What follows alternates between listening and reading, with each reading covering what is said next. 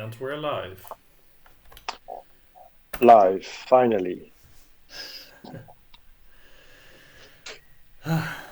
So you said that when you listened back to our previous conversation, that you were quite frustrated with how, in your perception, we were talking completely past each other.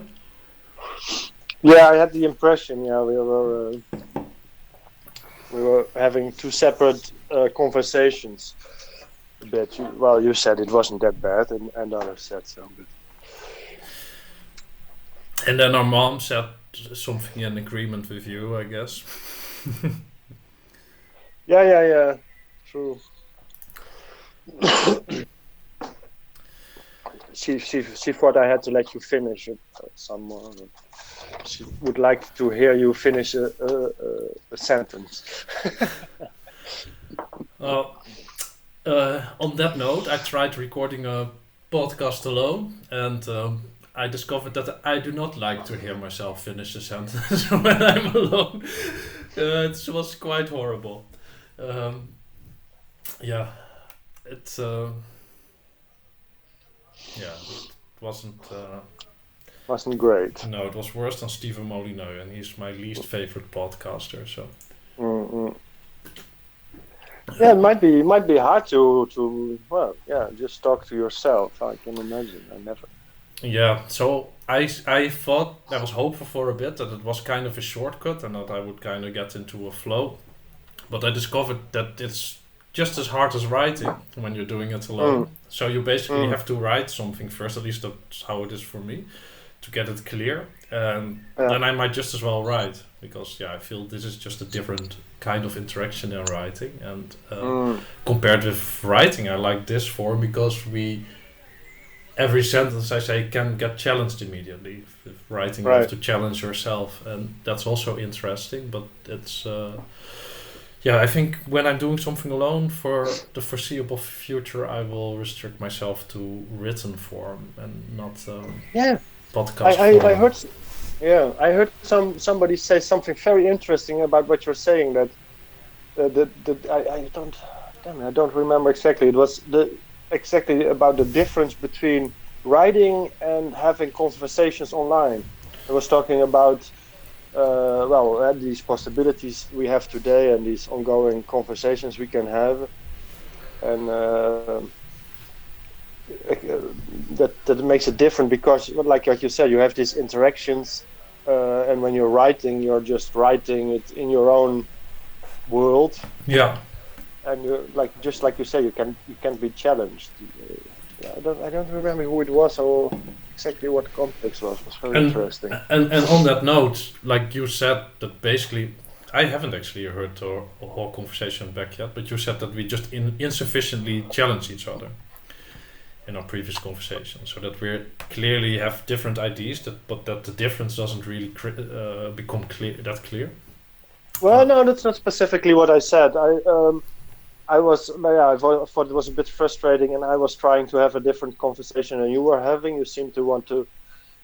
We were talking about meaning, about self-control, about we started with the self-control thing and stuff, or the other side of it, and meaning. And you were talking about your feelings, and I was, in my opinion, I was stuck on the meaning and the discipline thingy, and you were just talking, or more talking about your pain, your pain of separation and stuff like that. So I thought it was maybe I was being inflexible. I thought, and wasn't really listening to what you were maybe where you you, were going. I wasn't going with the flow. I thought, and I tried to hark back to a previous point two times in the discussion on a at least one time it was just at the moment I thought the discussion which you were trying to have was getting interesting, and I was going back to something else, and uh, you told me you wanted to continue with your thing, but I was like disturbing your flow a bit. I think well. the flow of the conversation, at least to Yeah, say the so least. that's interesting. So the thing where you went back to, what was that? That was that discussion about discipline and that we were both wrong, and Oh yeah, that yeah. I was cutting back to where were we, why were we wrong, and what was Oh the yeah, answer? yeah, yeah. But also maybe that's where like I felt maybe that I unjustly inserted the placeholder there by saying like I think we're both wrong because I had a feeling we were both wrong, and that continuing a conversation might make that clear. But I wasn't that sure about it, and I don't think that I made a good point as to how we were both wrong. Not a Right. not a Well, great point. it Um, might be that, and I got stuck on that a bit. It so was to annoying to watch. to recapitulate, I think that so the point where I said we were both wrong on that might be a good start because uh, either one of us has to be wrong or we both have to be wrong. I mean, it was contradictory enough. It seemed to me that we couldn't be both right unless if our both our viewpoints would fit in a larger picture. Yeah. It was in the context of addiction and discipline, and I think like you said, like Right. it comes from an underlying problem, and you have to fix that. You have to fix the motivation problem, and then getting rid of the addiction flows from that. So you don't have to Yeah. fight the addiction. You don't have to uh, exert discipline. It's fixing something within, and from that flows the rest. And I said, no, my experience is the opposite. Always when I tried that, just letting go, going with the flow, going inside, I feel like it has always resulted just in depression. And for me, so far, actually, for me, it feels also that addiction and bad habits themselves can be the problem that you run away from uh, with more of the same behavior. So uh, basically creating the pain so that the addictive behavior creates the pain that you're trying to avoid via the addiction. So that's kind of like, to me, often for myself, my own experience, it often feels like a loop. Uh, and Yeah. But uh, yeah. yeah, so My yeah, and that was it my actually. problem is getting out of that, in the sense that if that makes you feel, better to be addicted, then why would you change it to go back to like a normal life, if you Mm. were, so where do you accept the social pressure of being a dysfunctional human being, maybe, or maybe of frustration with being dysfunctional, but even the pain and the frustration of it a lot of times doesn't seem to be enough, especially when you're a substance abuser. You always have excuses to not be self-conscious about how you are dysfunctional. Yeah, It's very hard to have that self-reflection when you're addicted, and even when you do, you have your addiction to soothe your pain, because like, like I yeah, understood, when you're the chemicals that get released in your brain are telling you that you're on the right track, that you're doing it well, and that you should definitely continue doing what you do. So it's very hard to get out of it. If yeah, when you're ended, they always talk about rock bottom and stuff like that. That's for a reason, because you really have to hit rock bottom to have that motivation work to get you out of it. It's like the negative motivation,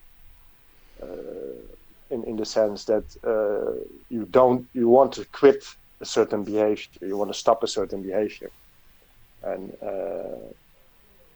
I'm afraid that when you don't find something that you'd rather do than those bad habits, you will not really get out of it, except when you might, maybe when you hit rock bottom, if it doesn't stay with you all your life, or just kills you, or it's very risky.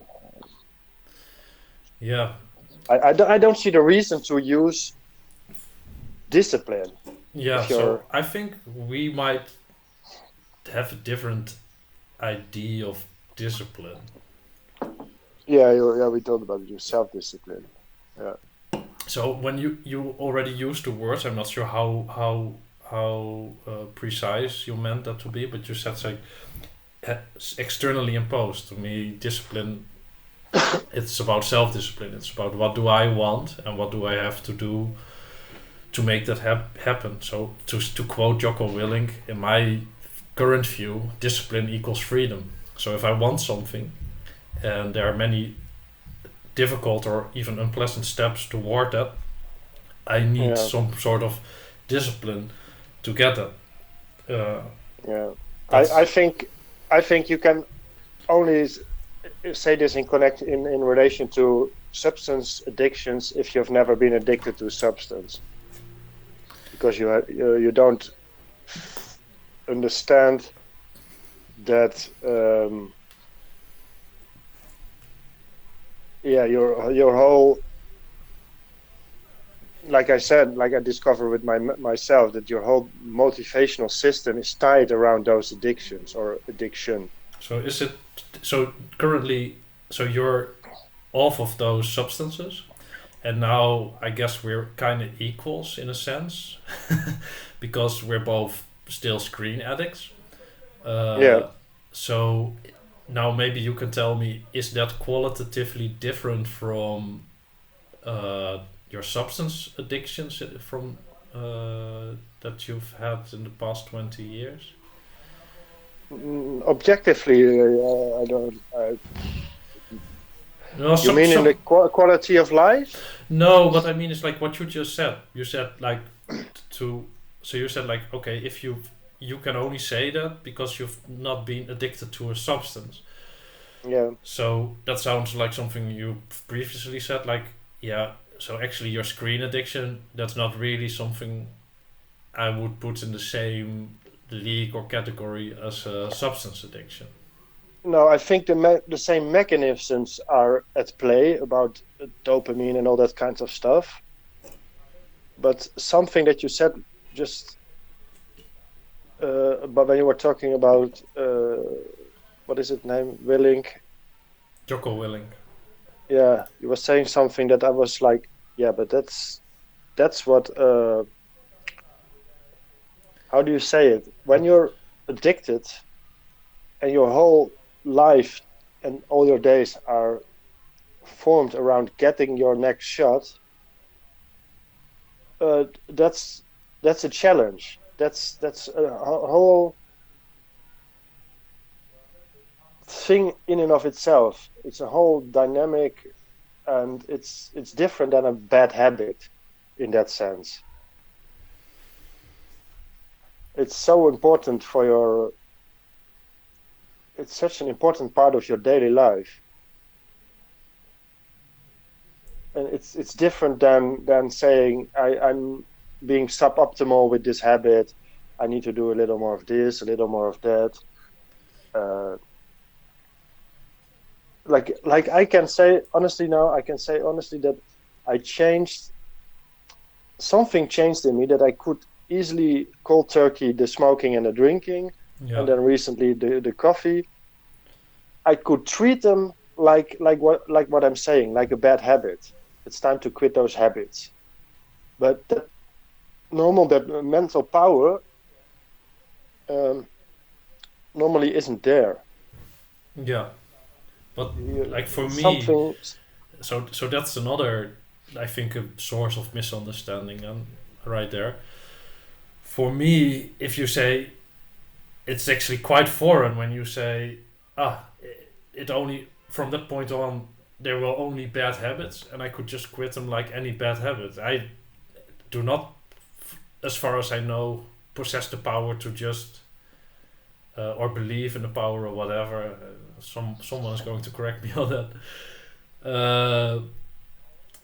To just quit a bad habit. Like I've saw a few bad habits which I've thoroughly identified and know that they're really 99% working against me and not for me, like in any sense. Yeah. They're only blocking what I want and what gives me pleasure, like a meaning, especially meaning.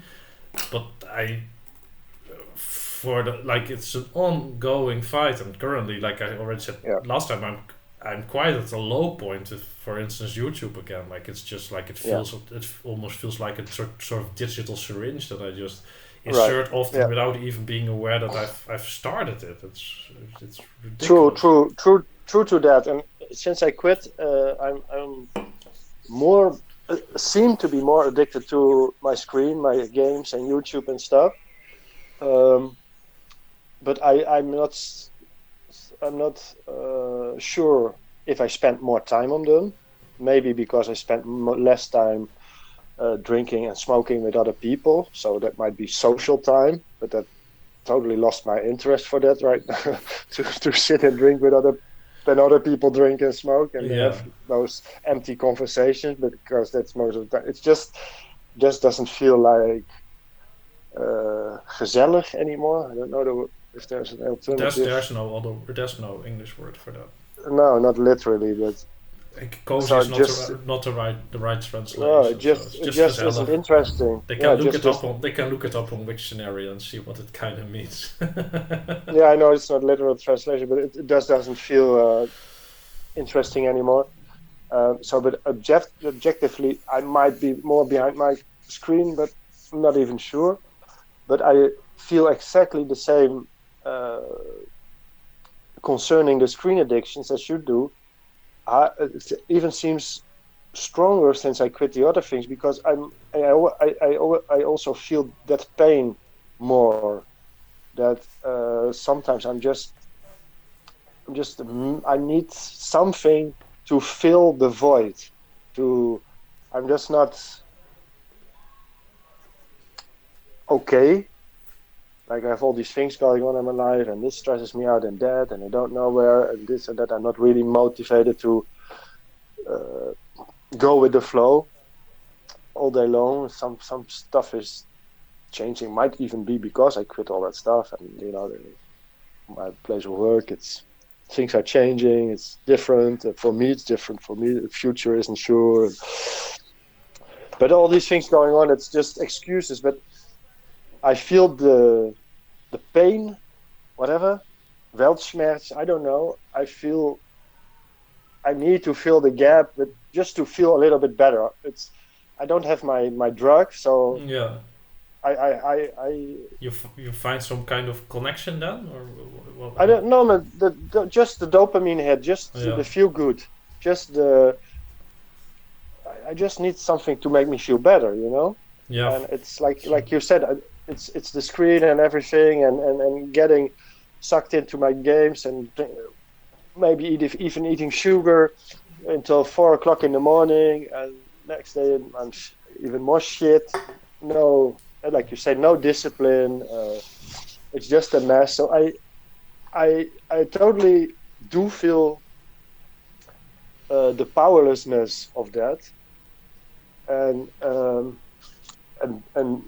yeah, the pain of not really feeling okay, and the need to use those addictions, those bad habits, to feel a bit better. But when you're feeling that, you're conscious of what's going on. When you have these addictions, you have a solution to the pain, to those things. So you mean like the way you experience this now is like the way I experience this, which is actually it hurts. It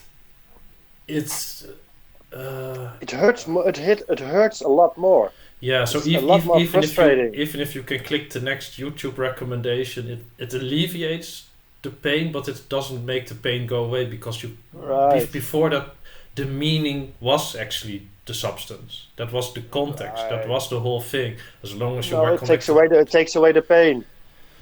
So you're living in the pain, and that's even when you have bad habits. It sucks, and it hurts, but that's life.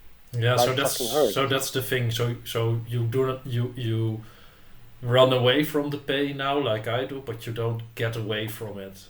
It just catches up with you the next morning, and then you have the choice again to go into YouTube, or maybe think like, okay, maybe I do need to spend some time with myself and feel what's going on and make a decision. Yeah, Exactly. And even next morning when you feel shit, you don't feel as empty and as hangover as when you have been drinking or smoking or whatever, or with the Yeah, coffee thing to yeah, have those coffees to keep on going. yeah. I understand. I feel my tiredness all the time now. Yeah, I I feel the think tiredness, and I'm. I might want a coffee. No, I don't want a coffee. I Mm, want to be tired. Fuck it. yeah, It's like what was way back years ago. The way of the warrior. Do you remember that? yeah, yeah, I yeah. don't know who said that, but Yeah. I mean, it's a very common. That's a very common way of phrasing it. It's like the way of the warrior. It goes through pain, and I think, yeah, for me, like someone like Jocko Willink, he exemplifies that. He says like, okay, he's really extreme. He says you take a decision, and you stick with it until you take another decision. But yeah, you have just have discipline, and it doesn't need to feel good. Nobody gives a fuck about your feelings. like yeah, but he just has a conversation with himself apparently every now and then. Like, okay, so you don't feel like getting out of bed and doing that workout and then doing that work and then doing that work. Well, I don't give a shit. If you're done with it, we can go surfing. That's like. yeah, but with that guy, it's like his thing. Yeah. Yeah, yeah, So that is his goal, basically. Kind of like his goal. yeah, that's That's his what he. fun. That's also his That's what he gift. does. That's also his gift. Right, Like that's how his life gets meaning is by giving that gift to the world, like showing right. that discipline, sharing that discipline, The magic word. That's his meaning. That gives his life meaning. Meaning. There we and are again. Meaning. um, yeah. So yeah, okay. So what you are saying basically is that substance abuse, like or substance addictions, they're qualitatively, not quantitatively, they're qualitatively different than something like a media addiction. It's Yeah. really a different realm. Not it's not a Right. it's not just orders of magnitude worse. It's really a, a different structure in your mind. It's yeah. It's yeah. It's. I think it's. Could see it as a way out. So you don't have to confront life. You don't have to find meaning and all that Yeah. stuff. So it's actually a solution in this world. So that's what you've been. That's what you mean when also previously said like that you, for a long time you actually made that choice and it was like okay, but I feel good with it, and I don't see an alternative that feels so good. So I'm making this choice to live this addicted life because at least I feel good. Well, it hardly ever feels good because you have all these judgments integrated in yourself. But years and years ago, I met this guy. It was this Iraqi guy who lived in the Netherlands, and he told me, well, he was smoking weed sometimes, and I was smoking at the time also. He said we not all need at least a little addiction to cope with life, and it's it, at that time we thought he was right, and that's a way of living life. Who says we have to confront all this stuff, all this shit, this that you're all too familiar with the pain? And who says you have to make something of it? Can just be live a reasonable, simple life without too much expectations and still not be too unhappy. Yeah, I see a lot of people doing that. It's not most of the time. It isn't a conscious decision. Those kinds of things. It's yeah. it So just happens. it depends, I think, on the kind and magnitude of the pain and the longing, and whether that's viable. Well, I think it's. We can at least say that. I think most people. I don't want to see most, but I would. That's the word. I think a majority of people need some kind of substance to cope with life these days. Since a long time, if it isn't drugs, it's Netflix. No, I mean really stuff. Oh yeah, like you Psychoactive mean like stuff. yeah, I mean really mean drugs, but not yeah, drugs yeah, or prescription drugs. I yeah. think it's a majority of people in the Western world need But stuff, but something. then why then do you not start again? Yeah, it costs meaning. But if that's a good substitute and it's much easier, Because I didn't want the easy way anymore. I wanted to be me. yeah.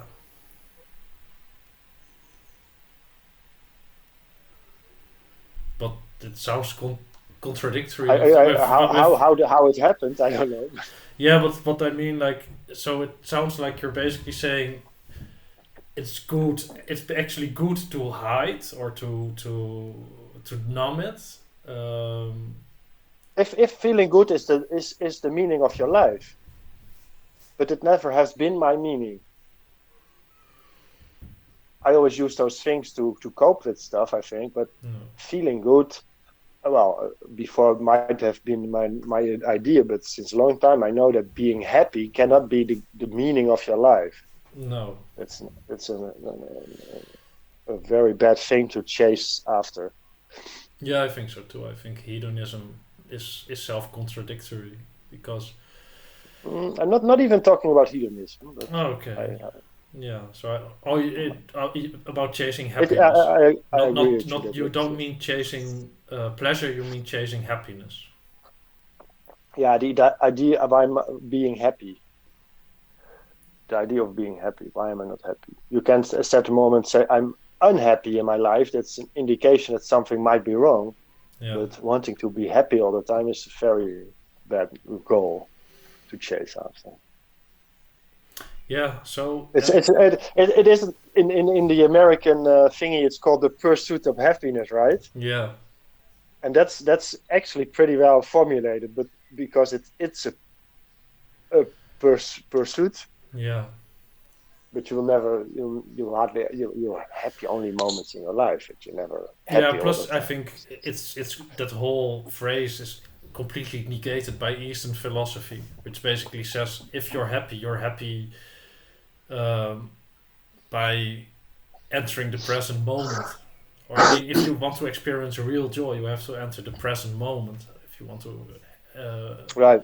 and that thing like for what I've also learned also from like someone like Jordan Peterson, where you get pleasure and meaning out of striving. I mean, that again is more in that whole pleasure chemical. Is more like that whole reward stuff, getting things done, Yeah. The which then dopamine gets hijacked by some well, reward. for Yeah. me by YouTube and for you in the Yeah. past even those substances. But I think I still, yeah, I think that's one part. But I think on the other part, what's where, yeah, you have if you cannot be uh, pleasantly or no, how do you say it, at peace in the moment. That other stuff is really fleeting, and I think it's very hard to subsist just off of that pursuit. If it's only Yeah. the goal oriented pursuit of happiness, I think that makes most people miserable, and Yeah. maybe that's also is I don't know if that's true, but is that part of what you mean when you said like yeah it's for most people it's maybe best to just have something to get use something to get the edges of it and just try not to have a too big of a life, have a small life and be I satisfied. didn't say that. Okay. I said that I think a majority of people uses something at the present day, Okay. some kind of Yeah, drugs. you also said something about the scope of people of life in general that you just shouldn't expect too much of it. That you shouldn't. No, yeah, I tried to say that it might. I said something like it might be. It's not forced, necessarily a bad thing. Yeah, you mean like more ethically, Most people do it. like morally or ethically. You mean or you mean No, like if the only thing that keeps you from it is that it's bad, but you're fucking miserable in your life, might be. Oh, yeah, yeah. It's like, yeah. But like I said, the majority of people already do so. So it's a You mean so you mean good or bad, like for people personally, like good for them or bad yeah, for them, like in the sense of yeah. it will make them feel Being at peace with yourself it and your will it will life improve in that yeah, it sense. will improve the quality of their life often. Right. To have Apparently, to use something to yeah. yeah. If you look at that from the outside, like an what is it Anthropologist. called? Like a no. When you look at a researcher, you look at people at our society, and you see that everybody or most people are addicted to stuff. And if you have that, if you think the way I do that, it is to numb the pain or to make it go away. Even you might ask what's wrong with our society that people can't find any meaning in life to confront the pain of life, because you need that's linked. Yeah. Like that's where you started. Like about the bad habits and yeah, it's not fun to fight with yourself all the time, to fight with the meaning of your life, to No, and that's uh yeah, that's something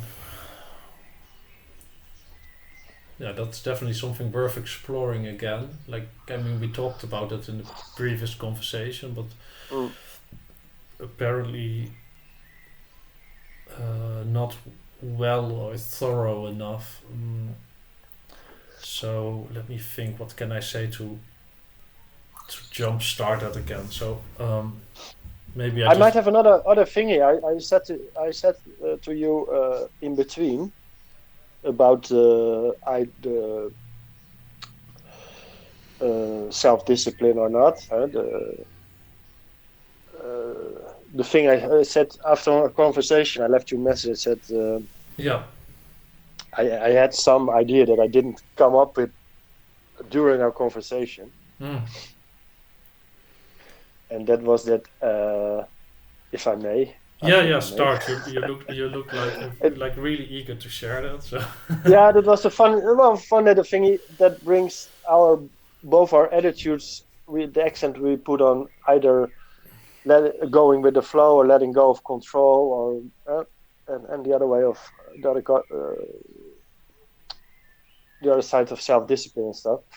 I was thinking it might be a really good thing or a productive way of seeing it, how to steer yourself, how to manage yourself, is to make the comparison with a garden. We are oh both, yeah, yeah, yeah, yeah, you yeah, remember, we are yeah, both educated in wild gardens, ecological gardening, stuff like that, yep. and we both learned that going against nature is useless and costs a lot of energy, and if you're successful at it, the result is a sterile a garden with straight lines and what is it? Yeah, Tilled earth, ugly, nothing alive except a few sad flowers, maybe. yep, yep. Or Which needs regular watering because the soil dries out so fast, and exactly. regular weeding because they're ridiculously weak species that can Yeah, so you're constantly fighting nature to keep it in a state that is very counterproductive, that isn't beautiful and isn't and viable. also isn't allowed to grow often. No, like you said, it needs watering, so it needs constant tending to stay alive. The poor thingies you do have in there, you constantly need to fight nature Yeah, you to not probably have it overgrow or you your poor probably lettuce. need to go to church regularly. You need intensive coaching, perhaps a bit of psychotherapy, some drugs, and Yeah. some positive Well, self-talk, and then maybe the flowers you yeah, plant yeah. will not Yeah, wither. for instance, but yeah, for me that has been a thing all my life, that we tell ourselves that we're not monkeys, but in fact that we just need to realize more how we are, how monkey-like we are.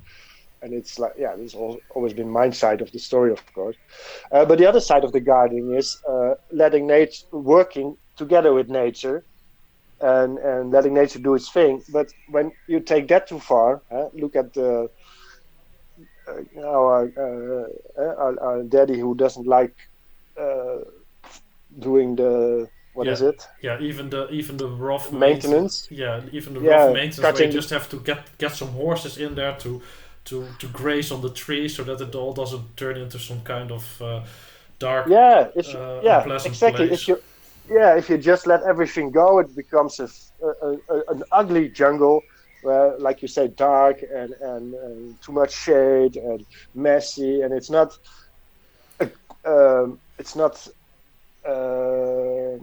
Damn it. It's not very. English words. Yeah, it's not very correct. Like it's not something where it's not. Not pittoresque. Yeah, it's not pittoresque. I think we can manage. Our audience should be able to manage that word. It's agréable. Lieflijk in Dutch. Yeah, those kinds of words. Agréable. It's not a kind of landscape that humans universally feel at ease. It's not pleasant. It's unpleasant, and it's encroaching and often. It just becomes an ugly jungle, and when you just let it go. But there's a in between way, and that's working with nature and not against nature. And we both know that. You do the necessary maintenance, pruning, cutting, but you're not trying to make some sterile environment. On the contrary, you try to. And you do leave some wilderness space, of course, where you do let the process run amok and maybe even give them a bit of an extra push to get wilder even, and hopefully connected to other wilder places so that the wildlife has some place to be, and where it can become that unpleasant, inaccessible jungle where we preferably do not feel 100% safe. Right. Yeah, I do the same on the campsite. We have a very park-like the campsite itself, and there are pockets of nature when I clean the leaves and I'm going around with the brush cutter. I leave everything there, and even some place where I leave all the what is it in English? Bramberries? The brambles. Brambles and stuff and wilderness. And then around the campsite, there's all kinds of forest and fallen trees and everything. And once in a while, somebody is there, and they're like, "Oh, we need to clean the forest." And I saw the shotgun and I shoot their head off. I mean, that's what I feel like doing. Then. Yeah, but that's, no, I'd rather kill them slowly with a hammer, like bash their skull in. But anyway, for the rest, I like the metaphor. Right. Right. I thought that might be a nice way to maybe we can use that as a kind of frame for the rest of the discussion about self-discipline and meaning. Might be a good frame for both of us to keep in mind when we are struggling with either self-discipline or just letting go, or letting it all go. Yeah. So I think if I go with that metaphor, so then my problem currently in this life is that I actually do have access to one such physical gardens, like in the Schuilplaats in Norge, of course I keep in a very tale-esque state where some people see just wilderness, but where it's actually quite meticulously steered so that it doesn't become too overwhelming. And introducing new flowers all the time, and trying to get the different balance and more for a higher variety of species. But then again, that's almost 30 kilometers away from my home, and I live on the second floor of an apartment building with two balconies, one in the front which just allows me to talk to a balcony on the opposite side of the street, And then the balcony on the back of actually it's over there, where there used to be at least a tree which gave a bit of privacy and that attracted some birds, but then the tree was in someone's garden and it was in their way. It gave them shade, so they cut it away. So now we just see buildings. The whole neighborhood. And it's just at the end of the day, it's just a scorching sun that's no longer filtered by the tree. So we actually need to adjust our home at that side to make sure that not as much light gets in because it's just too hot. But it's because it's not just a metaphor what you're saying. It's also the way we've learned to garden and look at nature. It's also, for me, it's also a symbol. It's basically what is wrong in my eyes about our society. It's basically our illusion that we're separate from nature and our effort to actually separate us from nature until we succeed, at which point we're dead collectively. With a few pockets that will then go on probably and start something new just as shitty.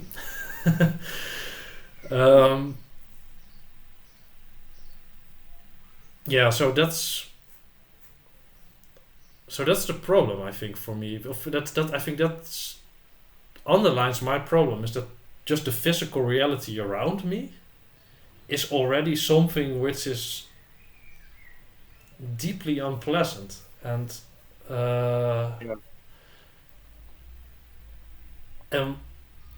what's extra what makes it even more unpleasant is that on average people don't seem to be aware of that, so that you kind of feel crazy for finding like for not being grateful. Like, I have a roof over my head, I have hot water, and supposedly those are all the important things. So I have all the important things, but for me it's just commodity. It's kind of meaningless. So Right. I feel, in that sense, I think I feel quite isolated and disconnected from the world myself. So both the cultural world, because I seem to be among a minority who feel this pain, and from the natural world, because that's just the script I'm enacting, like to take a script, as Daniel Quinn calls it. That's the script of, we're humans, we're special, we're higher than animals, we're distinct from nature. Nature is something we extract. We don't belong to nature. No. We're not just animals. No, we're special, and we're on this special mission to get more and more control over the natural world. And I'm actually partaking. I feel like I'm partaking in that grand narrative somehow. So that's one part of it. So I feel, by partaking in that narrative, I both feel kind of guilty, to be frank, and I feel a disconnect with the rest of the community of life, basically, and I feel a cultural disconnect. So basically, I'm a bit of a closet Daniel Quinn fan, so to say. Like, I'm a closet naturalist. I'm a closet. Oh no, I should say I'm a closet animist. I'm a closet animist. That's my. I think that would best describe my actual religion. But I'm quite. A closet naturalist, you said?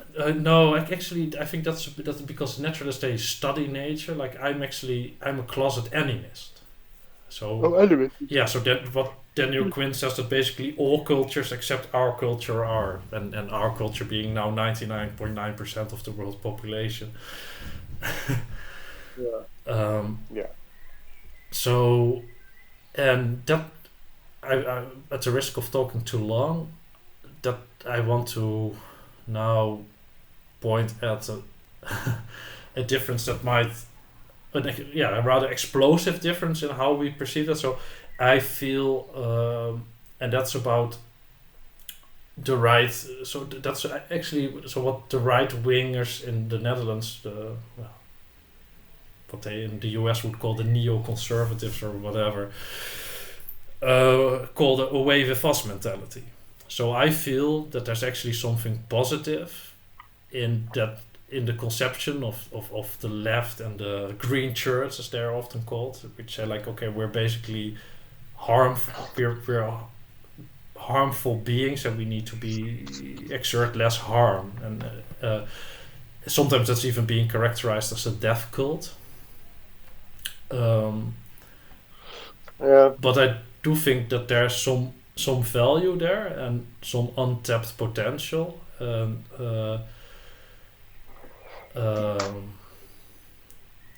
Some pain which cannot be made to go away just by fighting it or calling it names, basically. Right. Yeah, I agree with you that there's something in there, but when I call it the green church, I call it's the accent is on church, because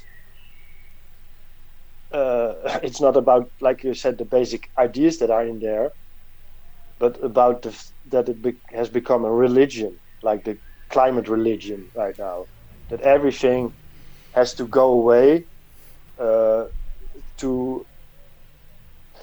It's becoming like a mass neurose, a mass panic. Like everything has to go away to try to change things, but in a way that is completely useless, like with the climate change thing. And we all have to believe in that, and otherwise you're a climate denier, or you're whatever. Like you say, you're being called names. Yeah. It has become an ugly beast that has nothing to do with reason or whatever, and that's where I feel the pain and the frustration, that I see a society that's gone completely mad over something like the climate hysteria. Yeah, so I think it's actually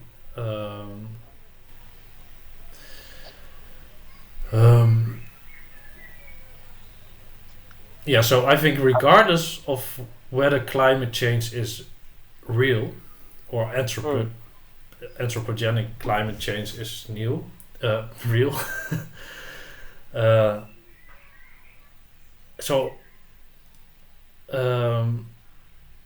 I think climate denialists, as they're called by the Green Church, are more wrong in my eyes. And why are they more wrong? Because there are huge systemic problems, like in our ecosystems. And I think the mistake of the Green Church is actually focusing on the climate, which is really complex, and I don't think if I study it for a year that I will understand it, the dynamics, right, or even the models. There we agree. And so whatever way it is, it's way too complex to be. So it's really, and that also makes it easy to debunk or to just deny, and also I think it's even if it's true, which I have no idea. Actually, I tend to go with the consensus, but often, of course, on many points the consensus is wrong. But I tend towards the consensus. Yeah. So I tend to believe it's real, but I would not want to base my strategy on that as a green movement. For me, it's not even important if it's real or not. What I'm 100% convinced is that all the things that we're trying to do in politics and stuff now, it's completely useless. Yeah. There I let myself convince fully and 100% that it's completely idiotical to try to make the wind and solar the alternative. Recently all could have seen a nice documentary about how idiotic that idea is, or the biomass hype. Yeah, I just read something about the Dutch minister Kamp, who the whole, what is it, Tweede Kamer, second whatever called it, I don't know it in English, said they want to vote against it. They want to stop the biofuel, the biomass burning, mass subsidies. They want to stop the subsidies, And he is like, yeah, but I've been working on that for years, and but No, so I well, agree. So I think that's besides the point. But for me, it's like unimportant if it's true or not. no, I want to. We cannot change it by spending billions and billions on bullshit. No, That's I want to zoom in so, on the biomass a bit because that's actually something where this focus on the climate has kind of ricocheted back in the face of the green movement because and the environment. it is Yeah, basically a kind of a loophole or basically a yeah, defect in the whole uh, stru- law law giving around is that you can actually pretend that it's green to just burn our forests. Well, of course, it's complete and utter. It's not. I mean, it's in the climate sense, it's complete nonsense because yeah, the older a forest grows, the more it will contain. When you push it in the oven, it's just CO2, and yeah. the older forest gets, it's just the more.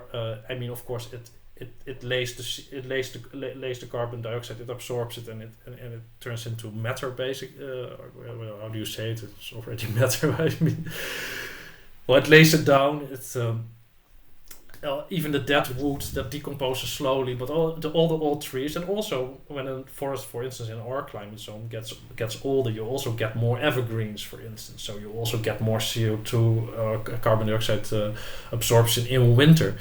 So even just that, it just, I mean, no matter how you calculate that part of the puzzle, it's just utter bullshit to pretend that it somehow is going to help the climate to burn forests. Right. And Right. then the next part is the Go next. full Sorry. circle in your craziness. Yeah. So the I'm not next upset. part is that having you can only do that for like a few weeks if you want to get your energy from that. It's just gone, and it takes decades to sort of recover. And of course, then you haven't recovered anything that resembles an ecosystem. So it's You know what the worst is in that? I just read it in that article that if they have coal power plants and they put the wood chips in with the coal, they already have the right to call it durable energy. So it doesn't even have to be wood alone. yeah, It's just like with the biological what is it called, trademark yeah. thingy. Like when it's that kind of percentage, this or that. Fuck off. No, so It's horrible. so Horrible. I think this focus on the climate has a few really bad drawbacks, and one is indeed the church aspect. So like everything is okay as long as we go down in CO2 and so if there's a solution like, oh, maybe if we plant X trees in that country over there which has some free space and that absorbs all the excess CO2, then that's not a solution because we're supposed to suffer. So that goes against the church. So I agree with that. Yeah. But also it doesn't focus, so it also opens the door for bullshit like this biomass burning, which is actually detrimental to biodiversity and everything that's really important ecologically. So it's ecological threat, and that I think is the problem, is that what should have been the focus all these decades, and this is just complete poisoning, I think, of the green movement, because what should be the focus is biodiversity laws, pollution, and just plain simple sanctity of wilderness. So you cannot. So there's this thing. There's this rage or going on for a long time in ecology land. Is this concept of ecosystem services. So you try to give calculate the value of an ecosystem, like recreation, clean water, biodiversity, pollination. So you trying to basically tease out what's the value that's delivering to us. But I think this commodification of it is actually also a problem, but that stands apart from the whole climate discussion. But I think so there's many toxic elements there, but for me, what Yeah. becomes extra annoying. Reason is just out of the window. No more Yeah. reason. So for me, what gets extra annoying is then that it becomes then a back and forth between people say no, climate change is real, and you're a denialist, and Yeah. people who say like no, there's not a real problem because we don't believe in climate change, but there are real problems. But the most important problems are not, in my eyes, best summarized by climate change. They're just loss of area for loss of wilderness area, biodiversity loss. That I think that's the basis. It's just we're taking up too much fucking space with our human agriculture, Right. and I just don't see how this has. I don't get why this has gotten so. And there I feel it's actually two religious pitted against each other, because for on one side you have the sacred grove, which is just the core of our culture, of course, the sacred grove, but then on the other hand you have maybe But I have another thing that my problem with all those things is that you're explaining all this. Like I said, there's no more reason in there. It just becomes unreasonable. People just stop thinking. Stop thinking, right? And for me, the what I really hate about all those kinds of things is the fear that's behind it, and I think that's why there's reason is out of the window, because it's all nourished, fed by fear, and it's a mass hysteria, like with the current pandemic. It's mass hysteria, and that's what I have the biggest aversion against. Like you seem to be hurt by how we destroy the world most. yeah I'm most hurt by stupidity and what is it? Large groups of people, whole countries, whole our whole culture worldwide going into a fucking panic and becoming unreasonable. That scares me. That we're willing to do all these unreasonable things, and that's why I use the word church or religion, or because it's an ideological damn it, ideological blindness that is okay with destroying a lot of things for an illusory idea that well, and just fear we're bad, we're going to die. So like we've seen with the COVID crisis, the lengths we are willing to go to what is it in English, to stave off our fear a little bit, to feel more safe. Just the fear. I think that's so ugly, and people get very scary really quickly when they're motivated by fear. I'm going to pause the video for a bit because I have to piss, and otherwise I get into a fear-based state. Yeah, okay. Even kijken of het hier... Ja, alright. So, back from pissing. Yeah, so fear. Yeah, I'm wondering...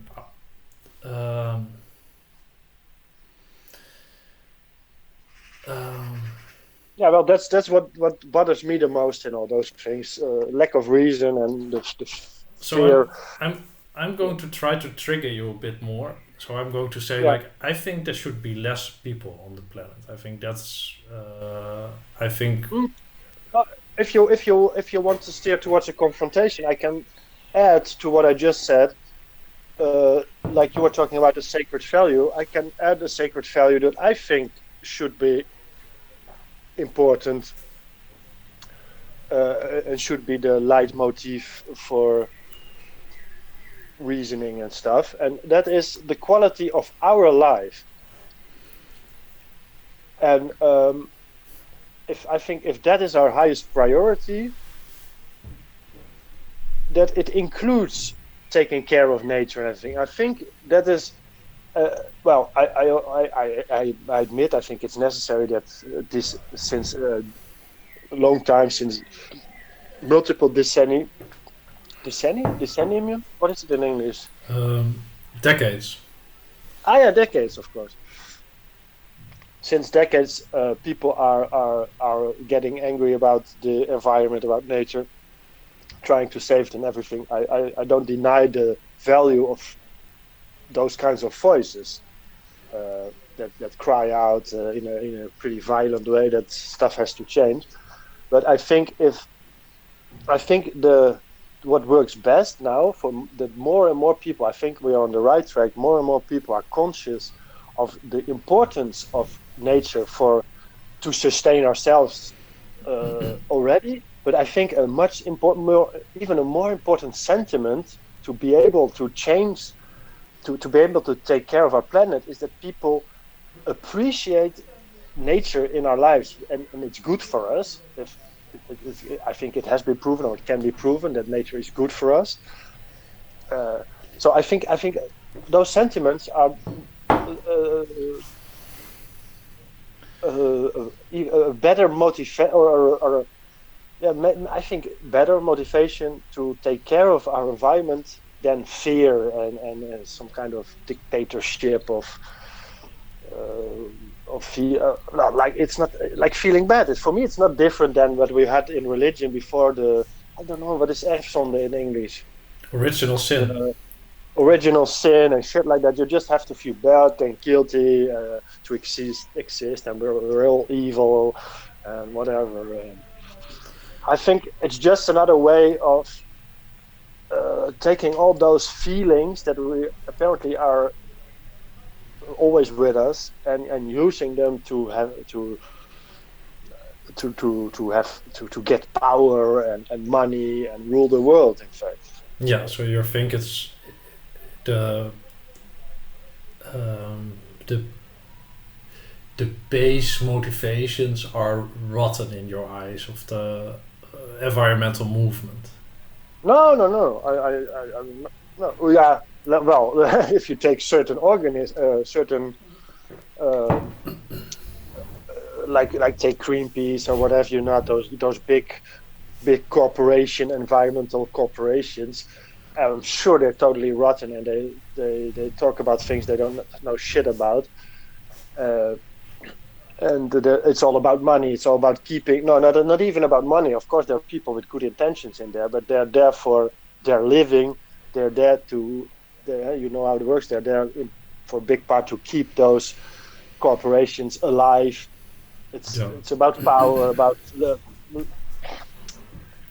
I don't think that. I think, but like the climate change history, how it has taken over politics and everything, it's nothing to do with environmentalists. It's just a mechanism of craziness that's hijacked the whole thing. I mean, I'm not doubting the motivations of environmentalists. What I don't like is those kinds of ideas, those attitudes of fear and guilt. Yeah, so to me it doesn't sound very convincing, because it sounds like you're basically discarding them based on their attitude. I'm discarding the ideas. Yeah. That we should live in fear. That we should be fearful of our lives, and that we can save ourselves if we. So that's the tone of their message, but that's not the content. I think of the message. I think the content of their message is we need to tread lighter on this planet. Yeah. We have to make less of an impact. We have to reduce our ecological footprint. We have I don't agree.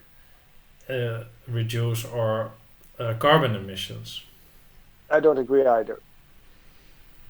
And I think those are valid points. I think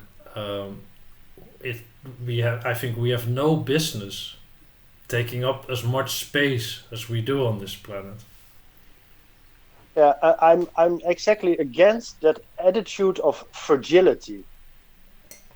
Well, it's I think just it's just wrong. no, it's I just think I think we have to find a way to live in harmony with our planet and everything on it. But that again, that attitude of it's fragile and we have to take care of it. And of course no, we do, no, but no, not in. no, no, no. It's just it's more than it being fragile. It's what we whether we how no matter how sophisticated we are. This is not a science fiction movie. We are embedded in these ecosystems, Yeah, which are no longer there, which are now just yeah. So what's the risk? We kill ourselves. yeah.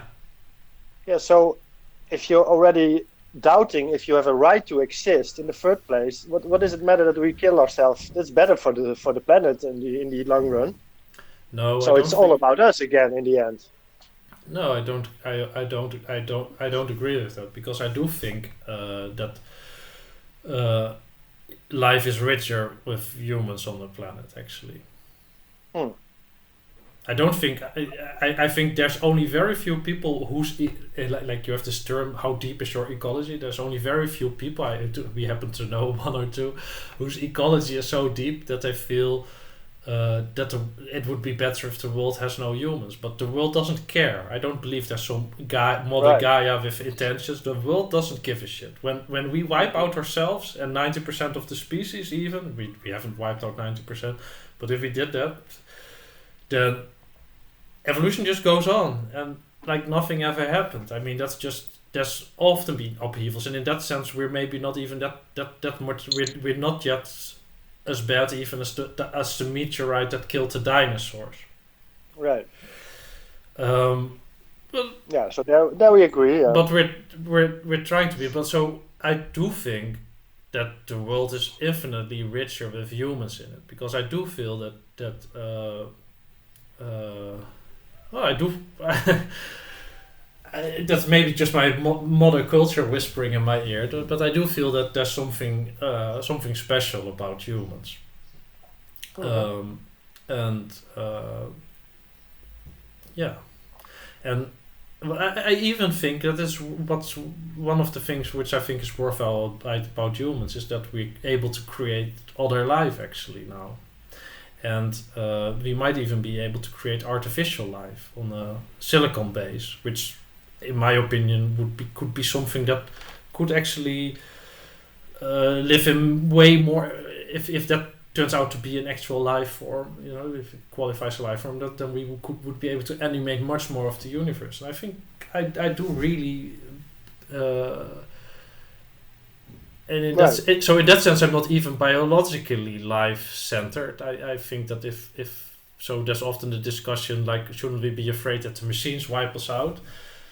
Yes and no. I mean, if then we end up with more and more higher variety of life in the universe, maybe that's okay. Maybe that's actually quite a glorious fate to be well, as they say, the bootloader to some AI which can then expand into the universe and be Right. Right. Yeah. like a real explosion of life everywhere where you don't have these precise chemical conditions which we require. I mean, in a sense, I always Right. feel that's a bit stupid to put ourselves in a spaceship to have this. I mean, we depend quite a bit on certain ecological circumstances to be able to live and thrive and Yeah. even for a sense of well-being. And But that's Rowan. That's a very good point that you're making. So, in fact, you're. Yeah, I agree with that point. And what I how do you say that? What I see in contradiction with this point you're making is what you see a lot in your thoughts are more nuanced than that apparently, but what you see a lot in this current um, day political correct mentality is what you were describing before, like we should do less of that, less ecological footprint. I basically agree with all those things, but I'm not agreeing with the way the way in which we direct our efforts. If it's towards all kinds of things that are completely useless, and yeah, it's towards going back, Going back in time. I call it in Dutch. I call it achteruitgangsdenken. Yeah, going back in time. Less. It doesn't. In my opinion, just isn't productive to No. No, try okay. to and like what you're saying with your kind of science fictiony future idea. I think I've always thought of that someday we want to maybe colonize other planets, or like you say, or maybe it's an IE or an artificial life form, whatever. I thought that if we want to go to another planet, even we have to totally understand how our own planet works to someday be able to take all this and put it on another planet to terraform the thing or whatever. Yeah. So I always said that would be a nice project to unify human beings and to live in harmony with nature and to understand it and to make something here that works, that is durable. Because if you want to transport that somewhere else, you try with a durable model, of course. Yeah. And these are all like future fantasies and whatever, but that's exactly why I don't like the fear-based backward thinking in getting on back to the past, whatever kind of thing, because it only hinders things. It only wants to stop. It only wants to have less of this, instead of going somewhere and using all our abilities and all our things to create something better, something worth striving for. That's my problem with. But that's what I say. That's what I mean when I say anti-human mentality and everything. Of course, we have to do it differently. We're messing the whole thing up. We're destroying it. But as a response, we go into some mass frenzy and do crazy things that only make our lives worse, make the planet worse in the end, make everything worse. It's so. Yeah. So I think that there is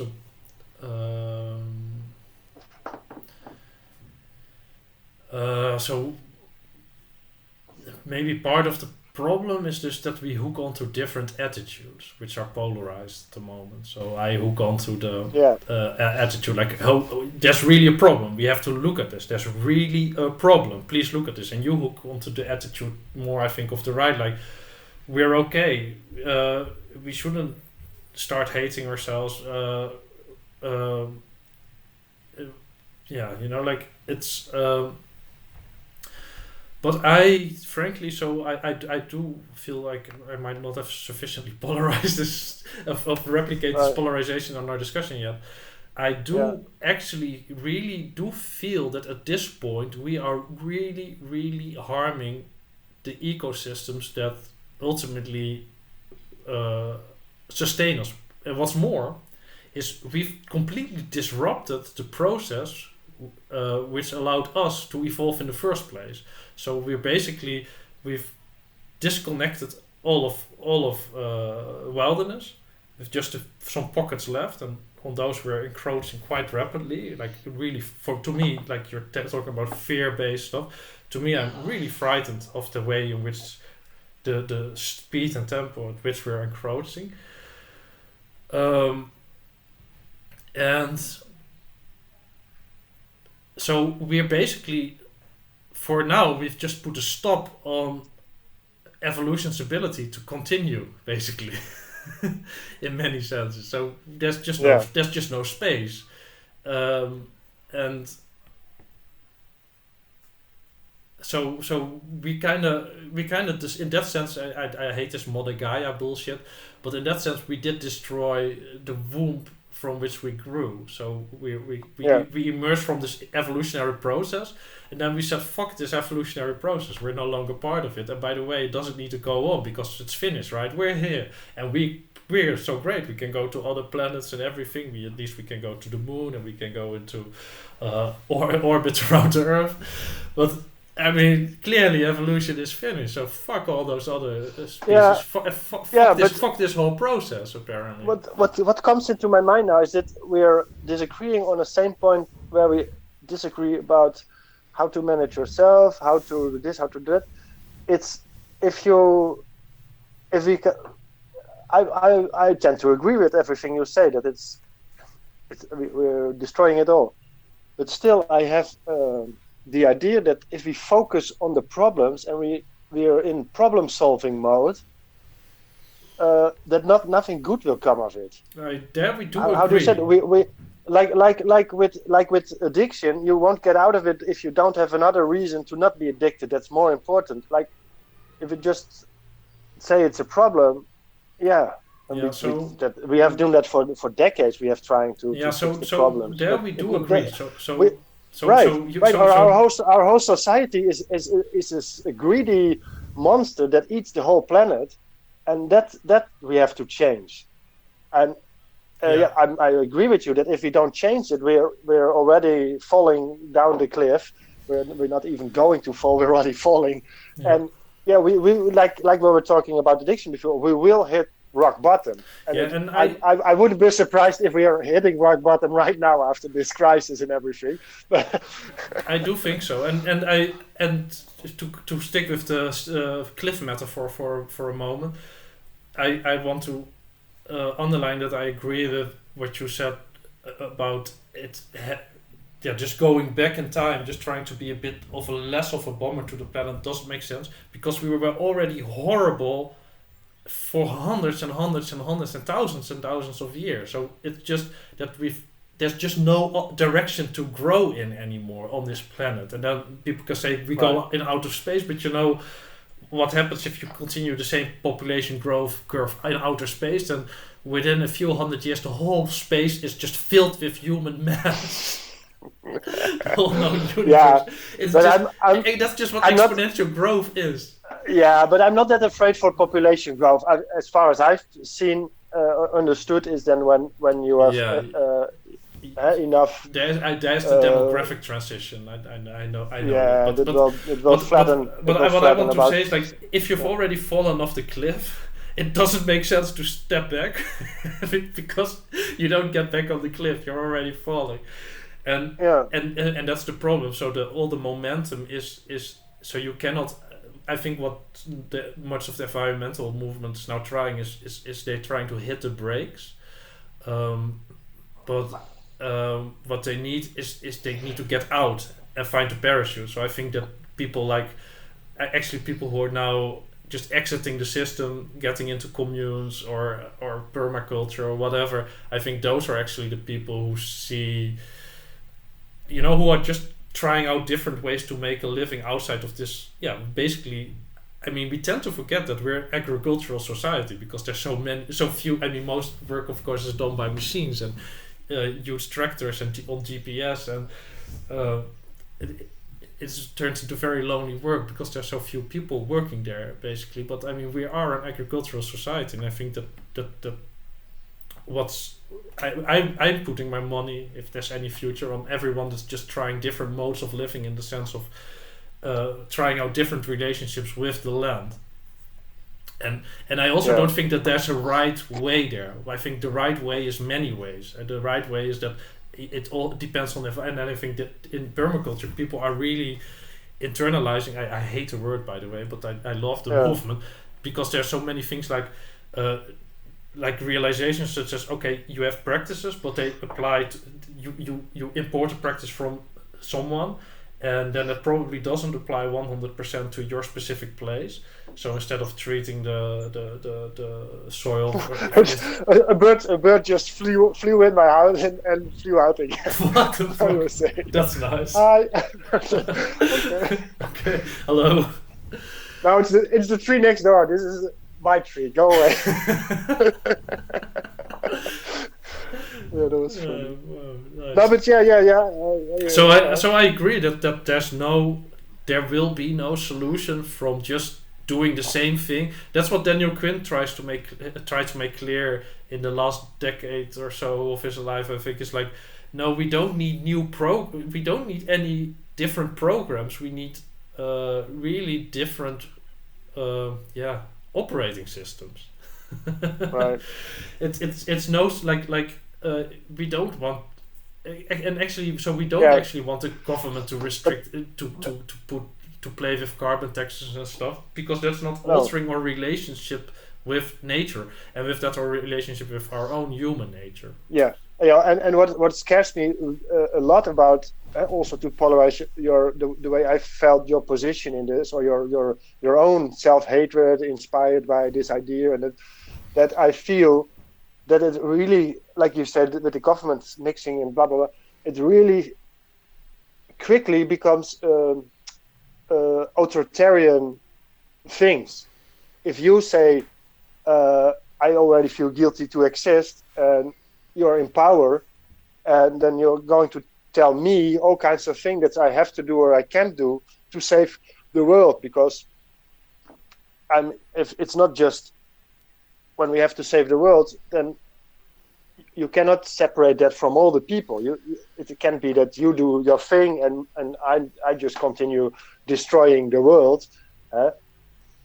So you have to. Yeah, so there is Yes. I think there is actually a real problem. That's also what Slavoj Žižek is often referring to. He's often saying like actually we can't get away from a kind of world government or communism, because the problems are too big to solve on a national level. So we kind of need a very authoritarian state in a sense to solve certain problems. Yeah, Like, and his vision. that's where I would become really scared, because I don't want to live with less freedom. I want more freedom, and so that's beneath all it is my fear of having some kind of dictator or dictator government tell me what I can and cannot do in my life. And I've lived 40 years in a world where I already have too little freedom on my life. The problem is, I also, like everybody, I really love to tell everybody what to do if it's the things I agree with. You know what I mean? Mm. I also tend to think we need power to fix problems. We need to punish those bad people. Yeah. But, so I want to emphasize here that even but though I think no, but if I may finish, I think we learned. I think that's a universal principle, and we're starting to forget that more and more and more in the current age, with social justice, with climate change, with fucking COVID. I thought we all agreed, like, what was it after World War II, that more freedom is good and less dictator is good.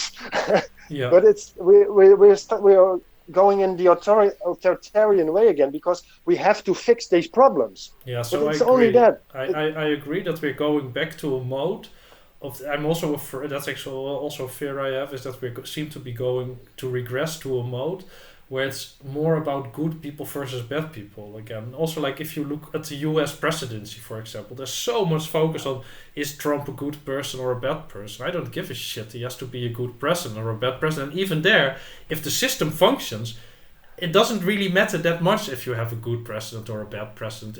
I mean, way back in the time, the US president used to have way less power. So if you're worried about him being a shit ass, fix that system. And don't go look for holy angels who are not bad. Right. You want to restrict the power of individuals to restrict the power of others, and that's, I think, is right. But we gained. Yeah, since the French Revolution, we gained so much on that. What is it, in that direction, that we're giving it away to save something. I mean, imagine. Wait. Sorry. So let me, instead of, it's safe to talk about the world, so let's talk about my internal state. So I feel pretty bad about existing and being useless to the state of the natural world, basically. So I'm having a negative impact in my sense because I've completely shitty discipline at the moment. I'm not contributing inspiration or knowledge or whatever attitudes to help other people change their relationship with nature. And meanwhile, I'm just doing my day job, and consuming, and I'm just helping turning natural treasures into trash, basically. So I feel bad about it. Yeah. But then when I try to think about solutions, like I just cannot help thinking, like I just cannot help think that there's so bloody many people. So, like most mammalian biomass on Earth, like really the overwhelming majority, is humans and human cattle. And how much better the state right now, and how much more room we would have if, for instance, COVID would mutate and would just kill 75% of humans. We would be, in many senses, I mean, it can lead, of course, to anarchy and whatever, but it, like, we just lost breathing space and playing space. So I think that the fear but of apparently the the best solution is just right, and I want to continue on that to go like why I sometimes say to people, I don't want absolute power, because I'm pretty sure if someone gives me a button to destroy a pretty significant chunk of humanity, that I will press it. So please people, don't give me that button. Don't. I need, if I ever get into politics, I need to be embedded in a structure which negates my power. Everybody. I mean, power corrupts. Everybody knows that. Yeah, and not even, I mean, I would be doing that with the best of intentions. I'm not doing that for personal gain, except that I want to live in a greener planet. No, but most people are. Yeah. But you think Hitler did it for his own gain? No. He believed in it shit. That's the danger of ideology. All ideology is dangerous. Ideals are okay. Ideology is something else. It makes you blind. But but in a sense, what I can say to people, instead of just destroying them, for which I luckily also don't have the power, is that I feel like you're just not worthy the way you're all living your fucking bullshit lives. You're just not worthy. By the way, that's an interesting point. We're not worthy. By the way, both things you said, but the last thing, the people that are ideology driven, they do it for the good intentions. But what you see now is with this ideology at the Green Church or whatever, people go with that flow for their personal gain. All those politicians, all the bullshitters, they don't believe a word that they are saying, most of them, but they know what is good to say. Black Lives Matter right now. It really makes me vomit. Makes me vomit how everybody is, but they're right there. Nobody dares to quit, but because it's for their personal fucking gain, or at least to not draw any negativity on them. Would you kneel? It's so ugly. Would you kneel? I mean, of course I wouldn't kneel. Fuck off. just checking. What the fuck? I would go away. I would mess them up good. I mean, there's important things to worry about. Of course, there might be ugly. I don't even want to talk about it. No, that's my point. It's a perfect example of how the ideology is created by people with good intentions, but it's used by others to gain that personal power and stuff. And to go another thing that what you said before, and that you want to kill all those ugly people. I was thinking, preferably I have them kill themselves. By the way, that's all right with a blunt object. But I'm actually not sadistic, so I prefer they find the pain-free way of doing it. Okay. But seriously, people, if you cannot find. If you find that you're just a harm for other people and the planet, and you can't find any inspiration otherwise, go away. Yeah. This planet is in crisis. We don't need you. Yeah. No, you will just cut their throat peacefully. I understand. but imagine you're saying you feel guilty for what you do to the world and everything. So imagine the image. Effectively, you hate yourself. If I can paraphrase, you hate yourself already because you exist. Yeah. But you want to do some good in the world, but you know you're like, you're hardly doing anything, even if you do your best and everything. How I, I how would it be for, like you said, you had power, or your ideas have power, and how would it be for exactly for the people that are not doing the right thing in your eyes, or your eyes of the ideology? You yourself already hate yourself. Imagine what you could No. be capable of doing to the people that aren't doing the right thing, or saying the wrong things, thinking the Yeah. wrong ideas. So I mean, there that's for me. That no, wait a minute. That for me is really scary in those ideas, yeah. because that's a validation or an excuse for any ugly dictatorship you can imagine, and to kill half of the people who don't agree with you just Yeah. because they're killing your planet. And you already hate yourself for killing your planet while you're trying to do the good thing, the right Yeah. thing. I mean, So that's really Protestant ideas, but anyway, no. the So underlying thing. I am actually, so that's again, don't give me the button, because I would actually kill a single person. But if there are a statistic, I mean, that's the problem. As a statistic, I hate, really fucking hate people and the impact they're having on each Right. other and the Yeah. planet.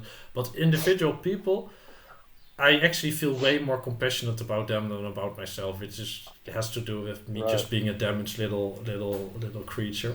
Yeah. But But I actually, think I find it actually quite easy when I'm just interacting with people, or in general when I'm zooming on a person, I just see the heroic struggle they're involved in. right. Just find it harder to see for myself, because every day I see myself just giving into these bullshit temptations that have nothing to do with anything I hold dear, you know. So it's, I mean, yeah, it's the, I think I understand in that sense, maybe, or maybe I'm just afraid of confrontation with others more. I don't know.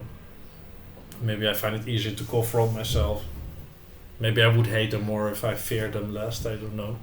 But yeah, I don't know. generally, I'm actually, I like people. I'm not a misanthropist. I'm kind of a people lover. Mm-mm.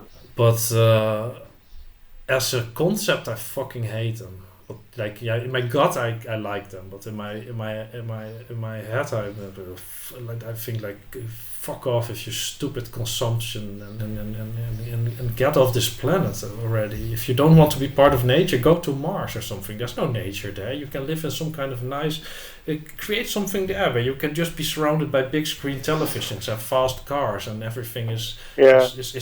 technology. Go away. Leave me alone. Yeah, but it's the problem is, like what you're saying, it's you cannot pinpoint the destructive behavior onto people. Most people don't want to destroy the world. It's just we destroy the world together because we want to make a living, because No. life's expensive, because this, because that.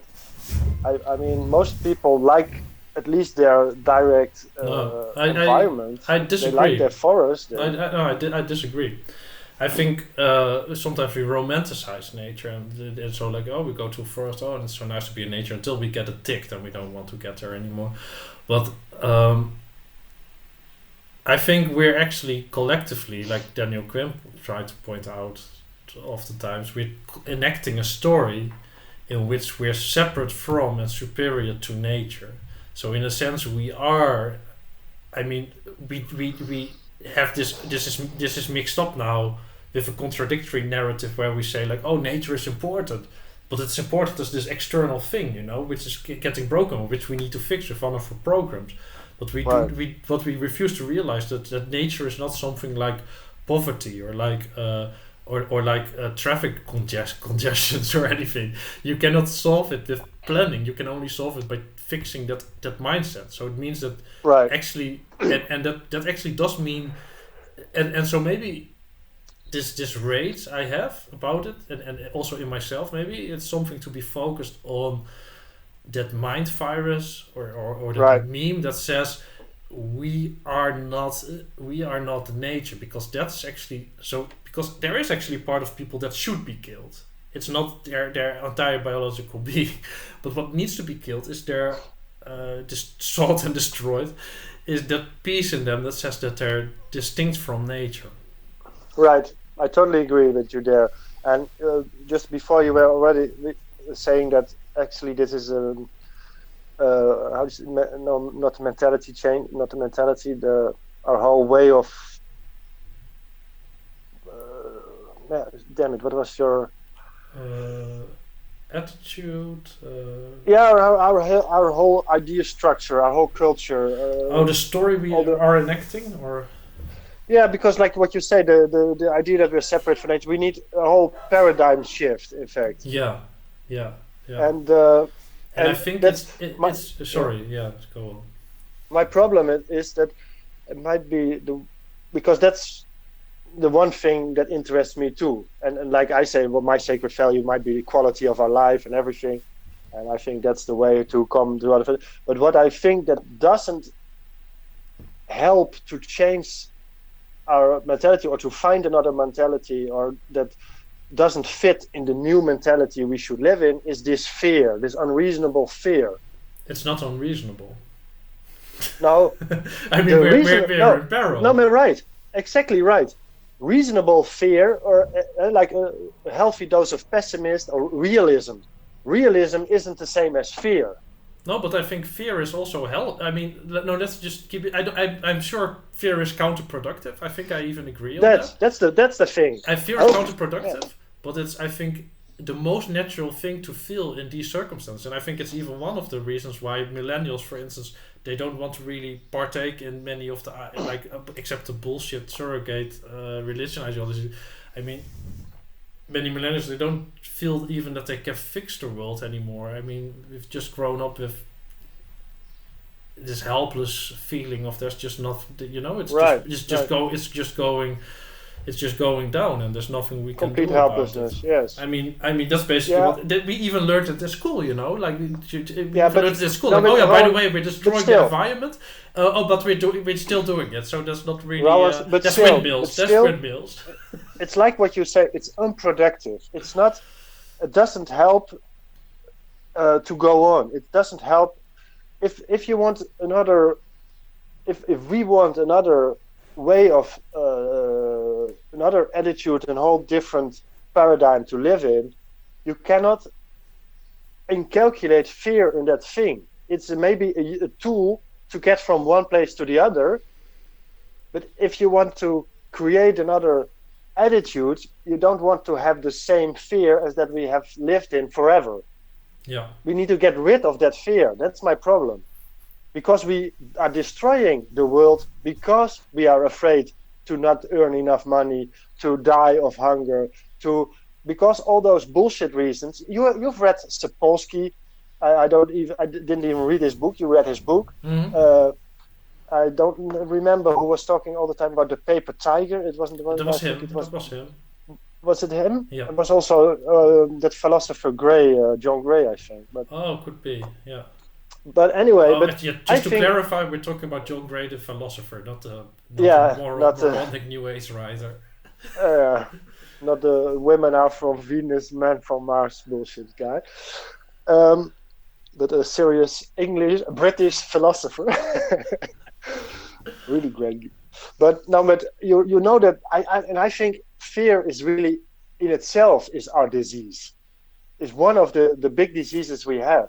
We need to get rid of that cultural fear. That's in the new paradigm. We don't want to live without that fear, because it makes it. When you're in fight or flight mode, you cannot think straight. Yeah. And our whole culture is in that mode permanently. You go for the next hit. Right, and that's why we destroy them. That's why I hate so much that fear.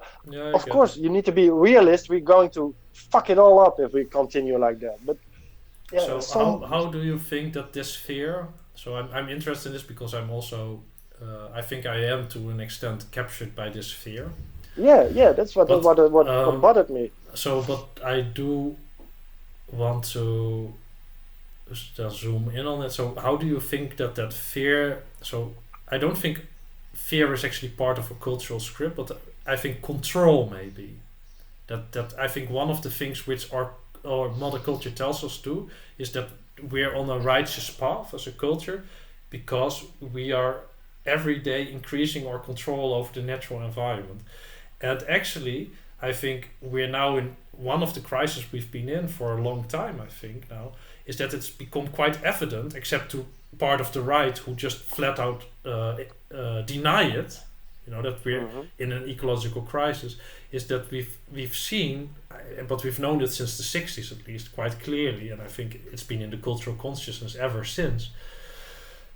So I think people who deny it are actually pushing it into their subconscious, and I think that creates its own tension. So I think there's this fear because at one side we're still trying to increase control, and I'm actually one of those people who also tries that internally, so which might be, but we're trying to increase this control because we need to be, we're moving somewhere as a culture, right? We're moving to utopia. That's basically our cultural script. Right? That's also always the big ideologies. We're increasing control over nature and life's getting better. That's also like what the optimists say, like Steven Pinker or Bill Gates to some extent, or Hans Rosling, who no longer is like life is. They say they're zooming in on but life is getting better all the time. But the problem is at the other side we're undermining ourselves, which is something that if people doubt that for one bit, they should go read Jared Diamond. He just collapsed by Jared Diamond. He just lays it out very clearly how societies in the past which do not integrate well with the ecology in which they're existing, they just wipe themselves out, and this has happened often, and this is nothing new or woo-woo or whatever. It's just cold hard. It's just a cold hard number game. You cannot destroy your environment and thrive meanwhile. But sorry, I digress. So we have this control, but at the same this increase of control, but at the same time we have a sense of a loss of control, because that's why the source of the panic that you seem to perceive in the Green Church is that those people see it actually we're on a decline of control. We need to get back control. We need to cut carbon emissions. We need to stop flying. We need to where they're finding means of controls. They want to introduce programs to increase control, so that we can all continue in that old illusion. That life is getting better. But their means to get back the control are an illusion. So it's completely counterproductive. But that's I think maybe in my eyes the whole dichotomy over the Green Church and the climate denialists. They're both in the I think maybe that might be part of that same illusion of control, in that sense that by increasing control of nature, we're increasing our own quality of life, which is your interest, right? You want to increase human quality of life, but actually I think what we've done is overall, I think any anthropologist can tell us well, actually, the net effect of all this is just zero. It's just. Right. We've most of the social progress we've made in our civilization is to actually offsetting some of the terrible things which happened because we started living at scale and warring at scale and agriculture at scale. So many of our successes are irrelevant if you place them in a more prehistorical context or in a tribal context. It's just meaningless. How do you mean that? Explain that better. Well, something like the Enlightenment. It's crucial in our present culture, but 100,000 years ago, you don't need it because there's no church. Right. Yeah. It all makes sense in the light of our. Massive. I just want to. That's just to highlight that, which I think to many of our 12 listeners, it might come as a surprise that actually subjective quality of life. We can think of all kinds of objective measures for quality of life, but subjectively, quality of life does not depend on these measures so much. Per se. Right. Although it may, in the context of our disconnected, mega scale, agricultural runaway society with all kinds of runaway complexities. We need all these things we need many things like to make it somewhat functional, like for individuals, like democracy, police. We need a lot of things to keep it somewhat pleasant. But before the agricultural revolution, there were plenty of people living perfectly satisfying lives without as much control over nature as we have, without even a sliver of that control. So control does not mean. I was thinking about in between our conversation. I was thinking about all this, and I found another film that you see a well-known quote is that life has no meaning, so you have to give it a meaning. That thing in a context, in a tribal context, like you talked about that in our last video. So it doesn't make any sense, because you don't even have the question if life has meaning doesn't even come into your consciousness. You're already connected, so you don't. So the fact that we don't have meaning in our lives, that's, like you said, it's a symptom of everything we have created. It's not natural to have no meaning. So it's all, like you say, in a certain context, it's interesting. If not, it's just mood. It's just no point at all. So I think it's I think it's this sense that we need to get back in control, and I think that's also right. I think if I'm honest, I think that's also part of my own fear, because I feel like I'm quite a helpless part of a very big complex whole on which I cannot actually exert any control. Right. And if I may, but you're saying the green movement, in fact, is just operating, like, if you just call it like that, it's just operating within the same paradigm. So it's not in the paradigm of controlling things. So it's not really a change. It's just the same mentality. Yeah. But like, we agree that it doesn't work that way. It won't change anything. And I do think there's... you like, it's like population growth. We're not going to stop population growth with good intentions and with reducing our carbon footprint. I like the argument that what's the Netherlands going to do? We are going to stop our carbon emissions, and what difference is going to make in the world? And we cannot stop people in China making babies. Well, they have their government for that with their one-child policy. I mean, still exists. I think they are stopped. No, that's no longer a thing. Yeah. Yeah, but I mean, we cannot tell somebody else. But that's my thing also. Like, we're talking about this. I think the only solution is that we go to a paradigm shift that's as big as the agricultural revolution. Yeah, it's indeed maybe as big as the agricultural revolution, original one, because I think that's where we started to doing this. Like Daniel Quinn himself, he calls the Renaissance as an example, as a huge shift. But I think that's not a good enough example, because that was actually too slow for what we need now. But it like you said, it changed things within our context. And there's also. It doesn't change the basic assumptions of our culture.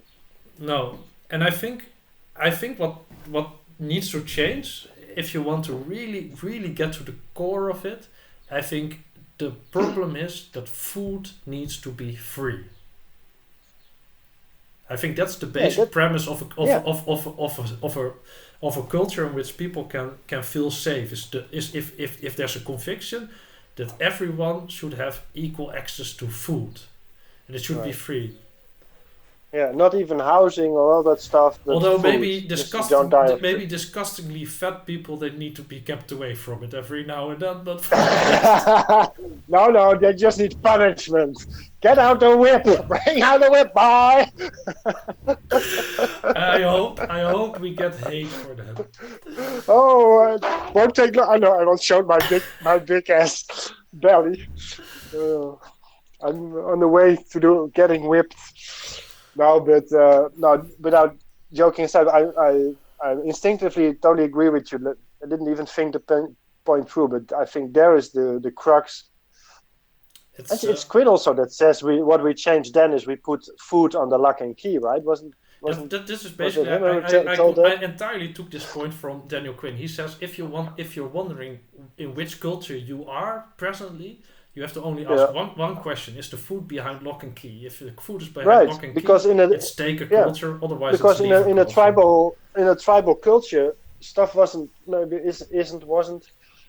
always ideal, but at least the food was for the whole group together. I imagine it wasn't even a question. The whole group is responsible for the whole group. I Yeah, mean, it's and to a large that's just extent, of the course, thing. sharing your having food to share then like is actually a measure of also of strength and status. So like if you're Yeah, strong and you have food to share, then probably you're a good person to follow because they you might like. yeah, But yeah. We talked about that. but even I mean if you're like in a group situation like you're hunting and you're shooting an animal. Chances are you cannot even carry it alone. Like you have to chunk it up and you Right, have to divide pieces. So and you're already dividing, and that's so deep in our DNA that I mean the funny thing is sharing. that I think if I bring this up, like I actually get a bit nervous about it. Like I feel like, oh, but I'm not sure if I can do that and if I can stand up for myself and not to me for others. Just the fact that I have insecurities about this means that I'm programmed for thinking about these things. We actually have a faculty for this, but also that we're a bit unpracticed in what it actually means to share. Like as modern humans, because we and because everything is commodified. I mean, everything is just Right. something you buy and you get. So you don't actually have to interact with people about sharing a food. You don't actually. I don't have to go to. Hey, I see that you have a bit more food. Like I don't have so much. Can you can I get some of you? That feels incredibly awkward if you're not used to it. I mean, we're not many of us modern people. We're not actually. I mean, we're good at going with a huge group and screaming Black Lives Matter, but we're not actually so good at going face to face, saying like, "Hey, can you share that with me? I would appreciate that." But when I have stuff, I really love to share it with people. No. Just whatever stuff. Eating alone is sucky, but cooking for somebody else is Yeah. it's a lot of fun. But just stuff. I like to share stuff, and I have enough. I like to give it to someone else. It's yeah, it's very contradictory, but might also explain what you said, the gene you have with asking for stuff. It might also be explained that we have evolved to avoid the freeloader Yeah. symptom. So it might be natural that it feels better to give than to take. Yeah, definitely, and of course, that's also interesting. Like, we've evolved mechanisms to protect us also against freeloaders, and that works very well in a tribal context because it's very easy to recognize. I mean, then you can say, "Hey, by the way, does he ever give you something? I gave him something. You give him something. Like, does he ever give you something?" I mean, it's quite easy to find out, right? It's like you just Right. see it. But I mean, our current culture is not very resilient against freeloading, and I think that's also some of the antagonisms that people have towards these wealthy, successful capitalists. They much of what they get is actually through, just often. I mean, there's value often, of course, there's a lot of value created, but there's also just often a mixture of just really. Yeah, there are many people actually freeloading the system with psychopathic tendencies who just take and do not give. Yeah, with the whole social security system, we have most countries in Europe. Yeah, there's freeloading at the bottom. Doesn't bother us to abuse the system. I mean, it's No, impersonal. It's too big, so nobody cares who but steals. Well, we all care. yeah, We all so care in theory if we pay into the system. We don't want people to freeload, but otherwise, yeah, so It's not. There's no personal connection, so so you're nobody talking cares. about freeloading at the bottom, and I was talking about freeloading at the top, but it's Yeah, both. not sharing. Yeah, And same. but also I think there's freeloading in our relationship with nature, which is just implicit in our whole culture. Um, Yeah, it's just take it. we just Right. we're just taking it and turning it into trash. So, Yeah. and I mean that I think that turning it into trash instead of giving it back, I think that's really crucial. And there's a one subject I try to talk about alone in my when I try to record a podcast alone, which I found out that I'm not capable of doing, and that's death. So so we already brushed a bit the fact that I'm not so sure if I deserve to live if I don't. Well, if I'm only touching the world in a way that makes it a worse place, basically. You know, regardless of whether you can hold me accountable, because I mean, how courageous do I need to be, you know, to do my own things when the times are basically against you, in a sense, or the common attitudes are against what you want. Yeah. But I think implicit in criticisms of this away with us mentality of the Green Church, implicit in the criticism from the right, there's also a kind of hate for death, as if human life is so sacred. And I agree that life is sacred, but I don't agree that human life is particularly sacred. So No, it's a like that's you just have to see the recent example of the COVID crisis. That suddenly we decided that, well, somebody said it clearly. Might have been you. We have decided. Yeah, it was you. We have decided that saving human life at any cost is a sacred thing. But like a lot of people who are criticizing the situation, they're telling effectively like. Apparently, we lost the capacity to deal with death. That all these most of the people dying from the crisis would have been dying anyway sooner or later, and or just have lost the capacity to accept that it's part of life to die. yeah, Going so far that we completely what is it, desacralize. Dehumanize people that have to die alone and everything because we're obsessed with this dying. yeah. we completely dehumanize it, the whole thing, and we destroyed the economy for it. We take away people's liberties just because we cannot accept that some people are going to die. There's more and more people that say the whole lockdown thing that didn't change a thing. If you see normal, yeah, but even then, so there's this control. Yeah, we're trying to control even death, and yeah, and right, and then we pretend that it's total systems failure if a pandemic occurs and we we cannot cannot save everyone. save everyone. Like it's the worst. Like it's comparable to a volcanic Yeah, outburst or and something. and again, like I was saying before, induced by fear and losing all reason. So we're obsessed with these people dying, and everyone say, but there's a lot more people dying every day of this and every day of that, and a lot more of that, and a lot of people are dying because we put everything else on hold.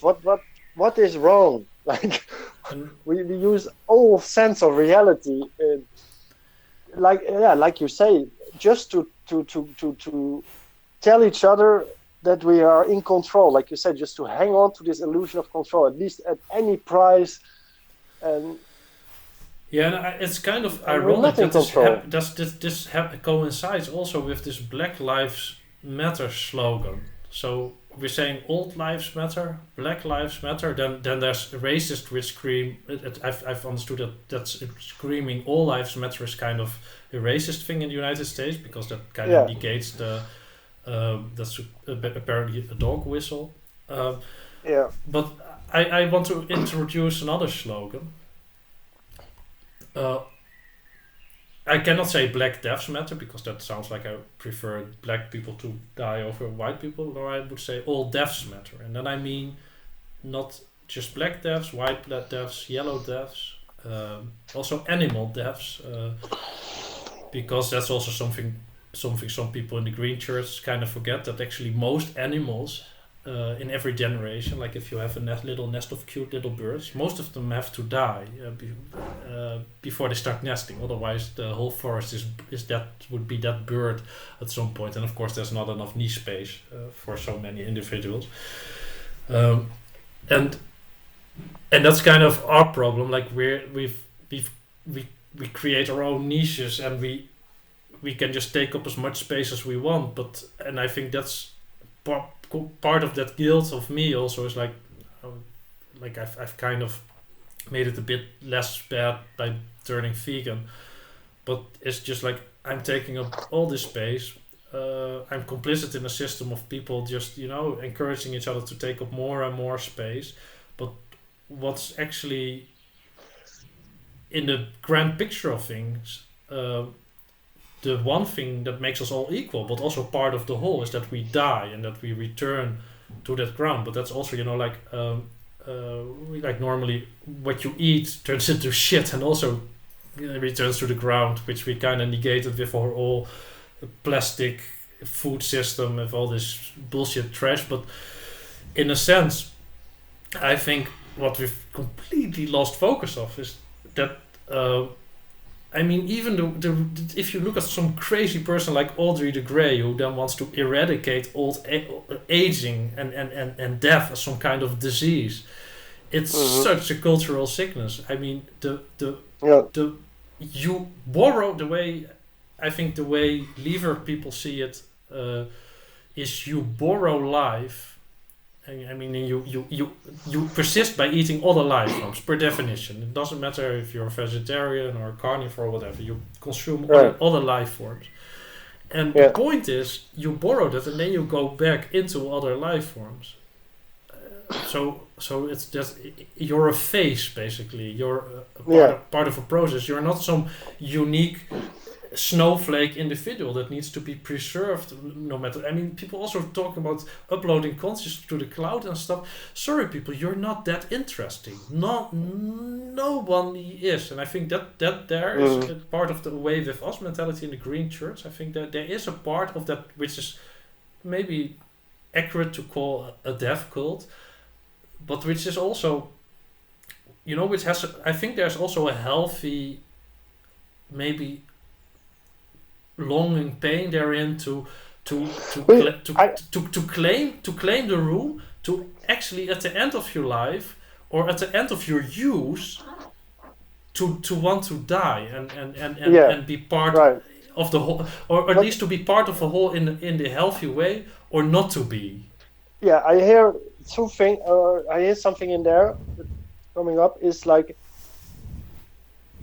now we don't do either, but what we should do is celebrate life and celebrate death. And now we don't do either, so we don't enjoy life and we are afraid of death. But we should celebrate it, and death we should celebrate as the end of life and making place for new life, whatever.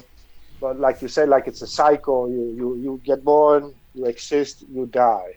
Great. And it's important that you die and you go away and that you're absorbed by the system again. And I think that's what annoys me so much about these social movements, is it's all about taking. It's all about dividing the pie.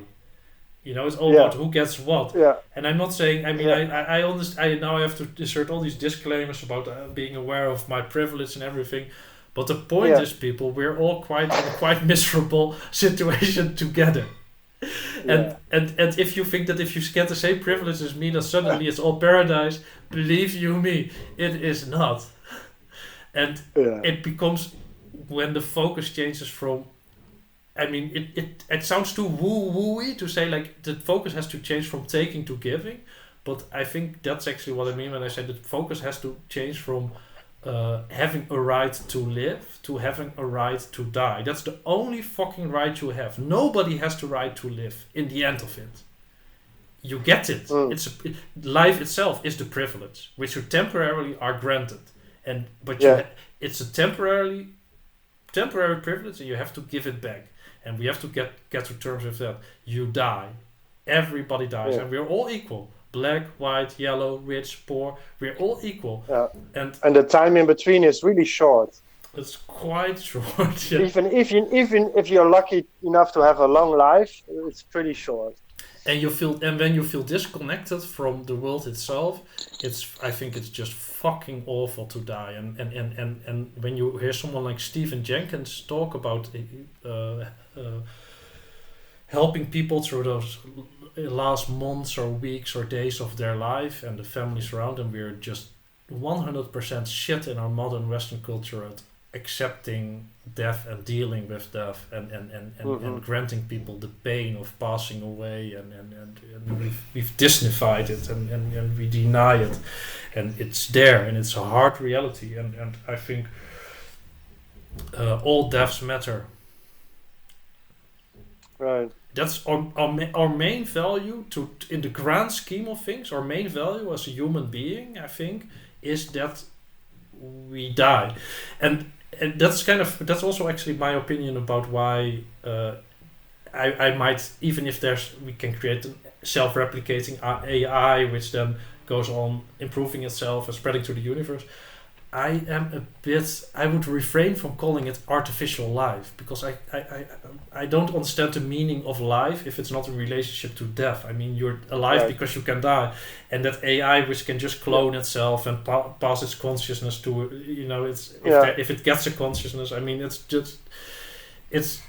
I think it's completely meaningless to think of that in terms of life and death, but our existence is just embedded. I mean, we live, then we die, and then something else lives. And everything has meaning in that context. Even consciousness, probably for a big part, is trying to get a grasp on the meaning of things, on your mortality, on whatever, the drama of what it is also to be alive, and it's just like,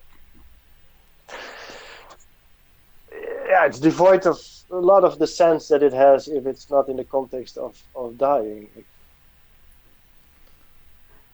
Probably even consciousness itself. I think so too. I think if it's not, I think the whole idea of uploading your consciousness in the cloud is, to me, the most nonsensical futuristic thing I think I've so far heard. I think it means nothing. I mean, if you can do that, there's no point to your consciousness. Right, probably. Because, I mean, and that's what people, I think, have difficulties realizing, that beyond your death, your consciousness has no point. So there's also no point in an afterlife, because your afterlife is other life forms. And I think we're so disconnected that we actually, that somehow, for me, I'm just animistic enough now to, when I talk about it, that actually does give me more acceptance of death. But I think if you're not used to that way of thinking, it doesn't do anything to help it. It only does something to help. But then I'm gone. But then I'm not there anymore. Yeah, but it's okay. You're. Yeah, we were talking about it last time. So you die and you go back into the hole. If you see that as nature, or if you see it as stardust or whatever, it's the same. Or go back, you never left it. You're just in a certain state for a while. But I think indeed that's what you said about consciousness is right in that sense. Consciousness is it's basically consciousness that's you for a while. I mean that's the only thing that's distinctly alive, I think. For the rest, it's just. Because we're not speaking of our bacteria as much, we're more bacteria than human cell, for instance. It's just weird. It's just so weird. Yeah. So there's. So I think maybe death is a good point to end this conversation. It's also a bit approaching dinner time for me. Right. So yeah. But did we do better this time in regards to. Well, we agree way too much. That's problematic. Yeah, yeah. I still feel that I was We hoping didn't for. fight enough, but yeah, I can't help it. We just, I don't know. There's things that we don't like, then we talk about it, and apparently we agree on most. What's the underlying problem? Yeah, and But to conclude that, in fact, what we're both saying is, and that would be a very interesting thing. It's in fact what interests me the most in my life, is that finding the new paradigm. yeah, What is it? What could it be? yeah. So It's it needs to time. be. Food needs to be free. Death needs to be okay. Uh, Yeah, we uh, don't. Fear should not be the motivator to uh, inform our decisions. we are. I think we need to accept that it has to accept the fact that we're quite small and insignificant, like per capita. Yeah, but we it's like I think might have thought that all my life. It needs to be infectious, like you said about your Mm. in the idea that it's also on the personal level, but it's attitudes that are better and yeah, especially better is such a subjective term, but you know what I mean. It's or maybe you don't because you don't agree on what's better, but stuff that helps us. Uh, fuck. Yeah, in a certain way, get what we want, but on a deeper level. Like you were talking about your pain of disconnection in the last video, and all kinds of other pains we have because meaning crisis and everything. It should help us find our way in life better and in a more efficient way, and just get what we really want, and not get like we've been living in this since the agricultural revolution might be, and it's really been clear these decades in the consumerist society and everything, having stuff, having superficial relationships, having status, and there's all biological underpinnings for a lot of these things, but the way we go about it Yeah. doesn't give that biological satisfaction that we are seeking. No. Not And at all. we have in our society, we have, like you were saying, we have invented some stuff to keep in check, some biological instinct that can wreak havoc. Yeah. That's a good thing, but on the other hand, we have few systems that give us real satisfaction.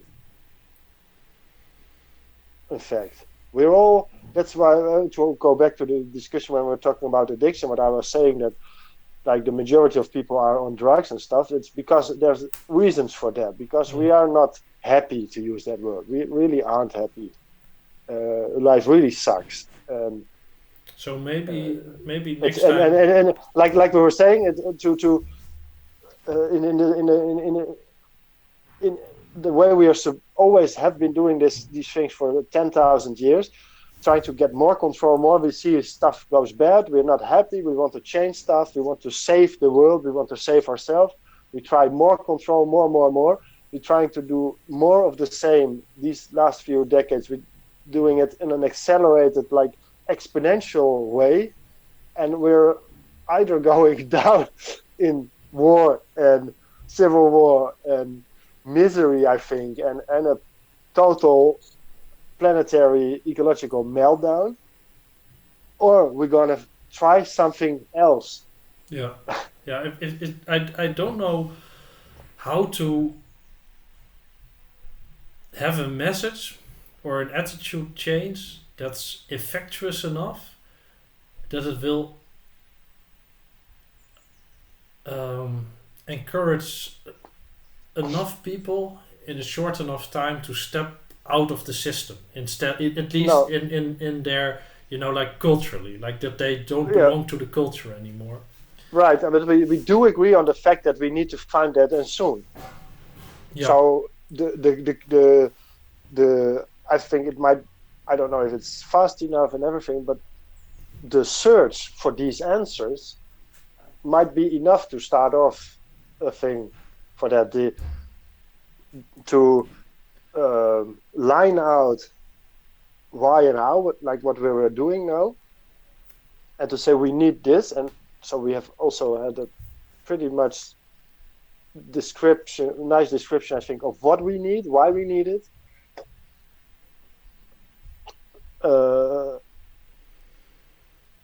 And we should use our capacities worldwide to find these answers. Yeah. Or at least start the experiment, like you were saying, how we're going to use the land, how we're going to live with the land and everything, whatever. Start experimenting or start. I mean, we have it's like a scientific problem, almost. It is analog. It's a very big, all-encompassing problem or challenge in question. But it has clear outlines. It has its why and how and what. That's true. So, and I think, what else can you do? And I think it helps to keep in the back of our minds that there's not one solution and there's not one way to live.